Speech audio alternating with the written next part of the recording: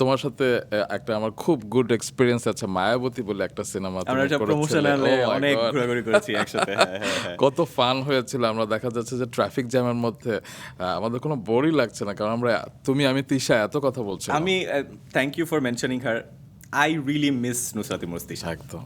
মানে what a fun loving person. মানে I miss shooting with her and I miss spending time with her. মানে she is such a jolly person. মানে আমার কাছে মনে হয় যে নুসরাত ইমরোজ তিশা সেটে থাকা মানে বা যে কোনো জায়গায় থাকা মানে সেই সেট কখনো বোরিং লাগবে না একদম। এবং এই যে মানে ওই দিনের কথাটা বললেন না, মানে আমার হঠাৎ করে মনে হয় ইস wish we could do that again. মানে মনে আছে মধুমিতায় গেলাম, বলাকায় গেলাম, তারপর জ্যামের কত মধ্যে কিছু। বসে বসে মানে জ্যাম টেরই পাচ্ছি না। তারপর কত তুমি ঘন্টা আমাদেরকে একটা পিজার একটা শপে নিয়ে গেলে, আমরা সবাই মিলে এত বড় একটা বিশাল ফ্যামিলি সাইজের পিৎজা পিজা খেলাম। Right right right right. হ্যাঁ, লট অফ ফান। এবং তুমি যেমন মিস করছো তিশাকে, তিশা এবং আমি কিন্তু তোমাকে মিস করেছিলাম। আমরা চিটাগাঙ্গে গিয়েছিলাম এবং সেখানে তুমি যাওনি। আমি যেতে পারিনি, আমার তখন পরানের শুটিং চলছিল।